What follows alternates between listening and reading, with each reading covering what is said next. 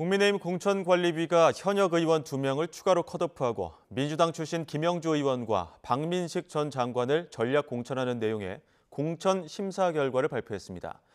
민주당에선 임종석 전 대통령 비서실장이 공천 배제 결정을 수용했지만 홍영표 의원 등은 여전히 거취를 고심하고 있습니다. 취재기자 연결합니다. 나혜인 기자. 네, 국회입니다. 네, 일단 아침에 발표된 국민의힘 공천 발표 내용부터 전해주시죠. 네, 국민의힘 공천관리위는 오늘 오전 지역구 4곳의 후보를 추가로 의결하고 4개 선거구에서는 경선을 치르겠다고 발표했습니다. 강세 지역인 서울 서초 을의 현역 박성중 의원 대신 신동욱 전 TV조선 앵커를 단수 공천했습니다. 이 지역에는 박 의원과 비례대표 지성호 의원이 공천을 신청했는데 다른 후보가 선정이 된 겁니다.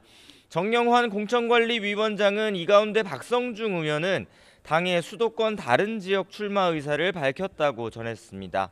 여당은 또 민주당을 탈당한 4선 김영주 의원과 험지 출마를 요청했던 박민식 전 국가보훈부 장관을 예상대로 각각 서울 영등포 갑과 강서을에 전략 공천했습니다. 4선 이명수 의원이 불출마를 선언한 충남 아산 갑에는 김영석 전 해양수산부 장관이 단수 공천됐습니다.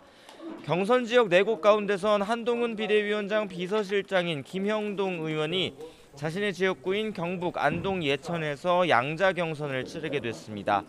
경북 구미 을의 현역 김영식 의원도 4자 경선 기회를 얻었지만 부산 서동의 안병길 의원은 경선에서 배제돼 사실상 컷오프됐습니다. 여당은 이로써 전국 지역구 254곳 가운데 204곳에서 후보를 확정했습니다. 나머지 지역의 공천 방식 역시 이번 주 목요일인 모레까지는 결론을 낸다는 방침입니다. 지금은 추가 회의를 열고 서울 강남과 영남 일부 강세 지역을 대상으로 국민추천 공천제를 도입하는 방안을 논의하고 있습니다.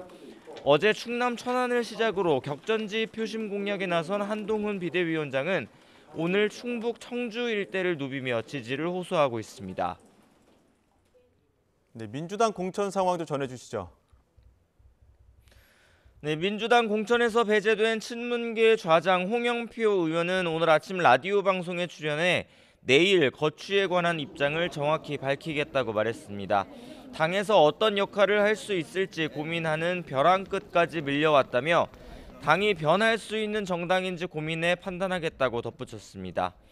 고심 끝에 당에 남기를 선택한 임종석 전 대통령 비서실장은 당분간 별다른 활동 없이 휴식을 취할 것으로 보입니다. 임 전 실장과 가까운 인사는 아침 YTN과 통화에서 당장은 당의 선거운동을 돕는 것도 힘들지 않겠느냐며 당과 논의할 만한 것도 현재로서는 없다고 말했습니다.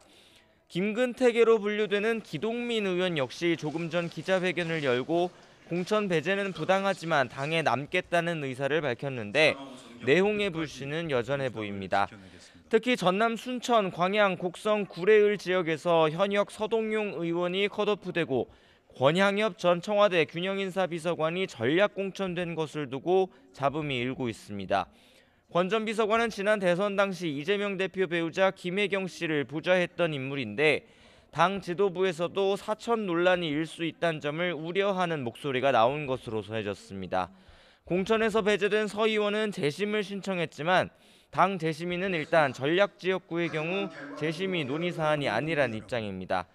민주당은 권향엽 후보는 이 대표 배우자와 아무런 인연이 없고 직함만 갖고 있었을 뿐 비서도 아니었다며 사천이라는 주장은 악의적 왜곡이자 명예훼손이라고 반박했습니다. 이재명 대표는 공천 작업이 마무리 국면으로 접어들자 어제부터 격전지를 찾아 본격적인 총선 지원 행보에 돌입했습니다. 어제 서울 종로에 이어 오늘은 탈당한 김영주 의원의 지역구인 서울 영등포갑을 찾습니다. 지금까지 국회에서 전해드렸습니다.